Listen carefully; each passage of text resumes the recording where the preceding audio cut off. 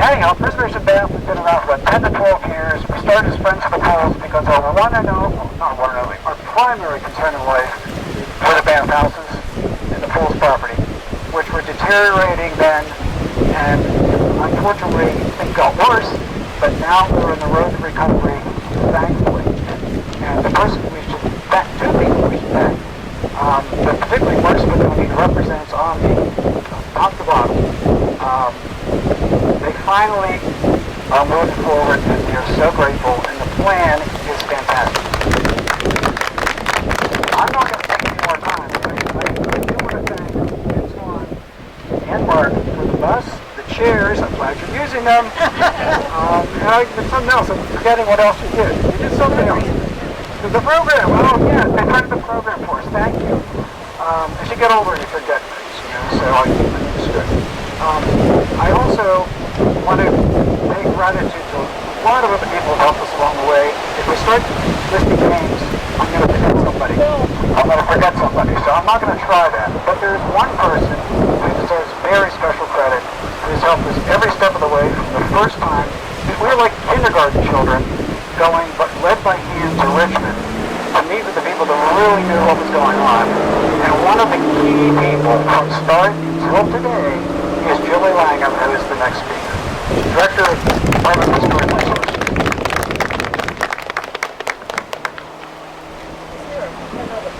Thank you, Phil. Those of you who have met me before know how much I like coming to Bath County, so it's a pleasure to be here today representing the Department of Historic Resources. If you are not familiar with the department, and I know many of you are, we are the state agency responsible for identifying, evaluating, and then working to protect historic resources throughout the Commonwealth. And we do that in partnership with local governments, property owners, nonprofits like Preservation Bath. And we administer a pretty wide range of state and federal programs. Some of them familiar to you, I'm sure, and others perhaps not. But the program that I think is most popular right now with the public, as well as most accessible to the public, is our highway marker program. And it's really a pleasure to be here today to unveil not one, not two, but 3 highway markers. And for me, I think that's a record. I'm not sure I've ever done more than 2 in one single day. So if you don't know about the background of the program and what's involved, this is a heroic effort to get 3 highway markers through the process, through the system.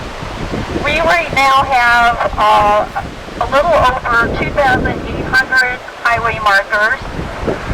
Virginia's program is the oldest in the country. It was established in the late 1920s when people started having cars and driving around and exploring.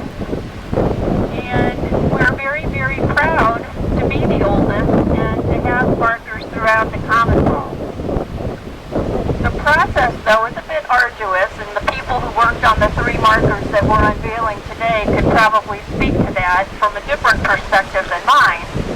But first you have to apply, you have to do research, you have to write up the text, it has to be reviewed by a committee, then it has to go to the Board of Historic Resources, which is a board appointed by the governor for final approval. So all 3 markers that we're unveiling today have been through that entire process and completed it successfully. And so I commend Preservation Bath, the partner who worked with the department to do this, and thank you so very much for being such a good partner in so many ways. Just a couple of words about the bathhouses. I think we all know, well, I'm sure all of us are very, very emotionally attached to the bathhouses. I think we all know that they're important to this community, but I would argue that they're also important to our entire country. Their significance really transcends the local community, and even their importance rises beyond the state level of significance.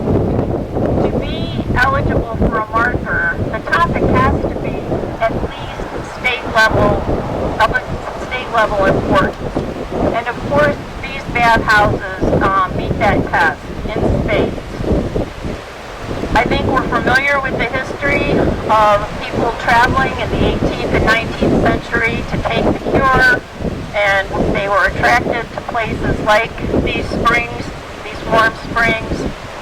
What you may not know is that buildings like what are included in this complex have disappeared from the landscape for the most part.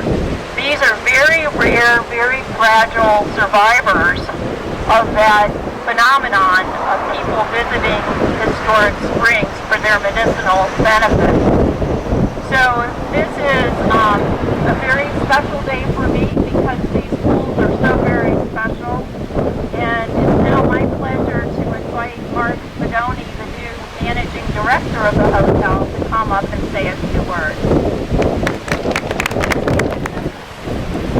Well, I can't tell you how excited that all of us at the Omni Homestead are to be able to share this day with all of you.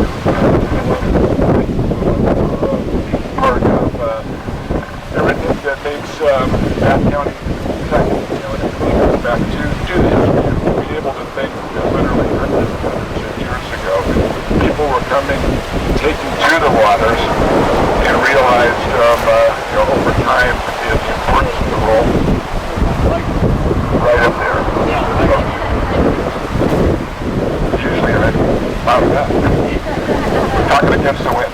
But, the things that the resort, wouldn't be here if it wasn't for these mountains. I mean, understand the only reason that we're up here in the mountains is because of these mountains that are up here. And for me personally, to be in the right place at the right time, to be able to come up here and be part of this feeling of this market is wonderful. We've been talking, and I think it's a great segue that John was talking about. Everything that we're doing is restoring a piece of American history. That's our goal. That's our objective. We know that we have responsibility with that. The steps that we're taking, the partnerships that we're all working with, is all about making sure that everything that made both the baths here special as well as the resort special, that we retain those things. And that was the reason that people came here in the first place, and why hopefully they'll continue to come back in the future. A year from now, plus a month or two, hopefully we'll be opening up the baths. So that will be a month run. I think hopefully it's a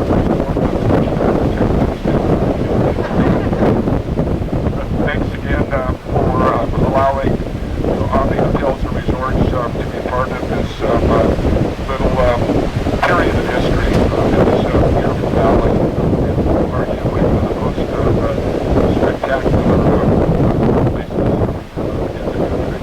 So if you want to go over to the bus, you can go over to the bus. We'll unveil the marker first, but again, thanks so much for all the support that you've given us, and we're looking forward to being even a bigger and larger organization.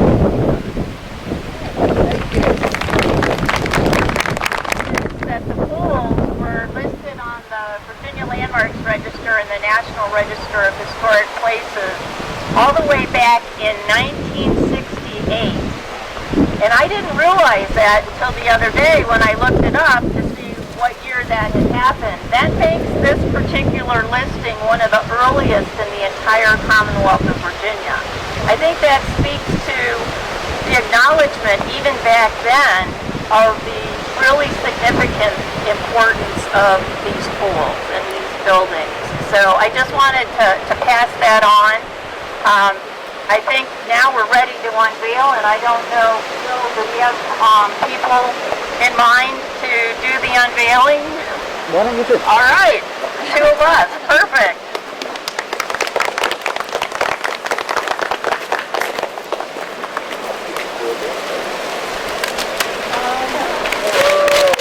I made it hard for them.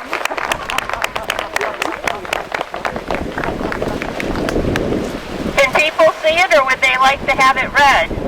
Program. Oh, it's in the program. Look at your program. Yes.